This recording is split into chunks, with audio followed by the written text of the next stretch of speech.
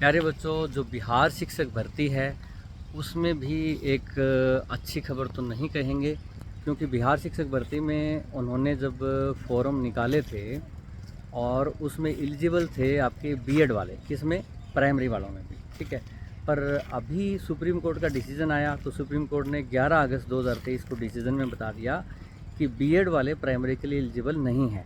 पर एक संशय चल रहा था कि 11 अगस्त 2023 से फैसला आया है तो वो तो 11 अगस्त 2023 से लागू होगा, और बीएड के बिहार शिक्षक भर्ती के फॉर्म पहले आ गए थे, तो शायद वो इसमें एलिजिबल हो जाएं।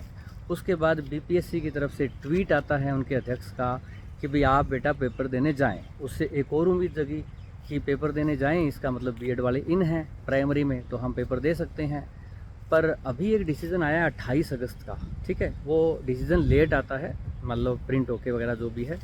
तो वो जो 28 अगस्त को कोर्ट का जो जजमेंट दिया है सुप्रीम कोर्ट का, वो किस आधार पे था कि बीटीसी वाले दोबारा से फिर सुप्रीम कोर्ट के पास गए कि आपने बीएड को प्राइमरी से बाहर तो कर दिया, अब आप एक काम कीजिए, आपका जो 2018 में एनसीटी का नोटिफिकेशन था कि बीएड वाले एलिजिबल हैं प्राइमरी में, आपने उसको गलत माना है, तभी तो बीएड को बाहर किया आपने। अब एक काम कीजिए, आप 2018 के बाद जब वो नोटिफिकेशन ही गलत था, बीएड को शामिल करना ही गलत था, तो 2018 की भर्तियां बाद में जो भी हुई उसको भी इनवैलिड कर दीजिए, उनको भी एक तरह से कह दीजिए कि बीएड उसमें इनवैलिड है, वैलिड नहीं है। सुप्रीम कोर्ट ने बिल्कुल वैसा ही किया। 9 वकील आपके बीटीसी वाले संघ की तरफ से थे, 5 वकील इंडियन गवर्नमेंट की तरफ से थे। सुप्रीम कोर्ट में गवर्नमेंट केस हार गई, बीटीसी वाले जीत गए, और इस पिटीशन को उन्होंने पॉजिटिवली लेते हुए सुप्रीम कोर्ट ने कहा है कि 2018 का एनसीटी का नोटिफिकेशन गलत था, और 23 अगस्त 2010 का जो डिसीजन था, 2010 में जो सर्कुलर था कि किस चीज़ के लिए कौन एलिजिबल है, प्राइमरी के लिए बीटीसी और जूनियर के लिए आपका बीएड, वो जो डिसीजन था वो सही है आपका, ठीक है।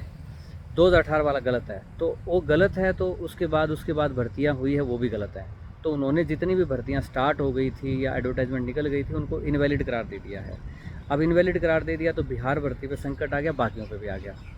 अब इन्होंने ये कहा बिहार भर्ती के बारे में पूछे जाने पर कि क्योंकि बिहार जो राज्य सरकार है वो इसमें पार्टी नहीं है, यानी कि उनकी तरफ से केस ही ना डाला गया।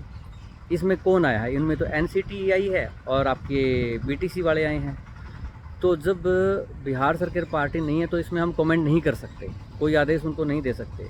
पर उन्होंने लिखा कि हम आशा करते हैं बिहार सरकार सुप्रीम कोर्ट के 11 अगस्त 2023 के फैसले को कंसीडर करेगी। तो उन्होंने एग्जैक्टली बोला है, it is expected that Bihar state government will take into consideration the supreme court judgement.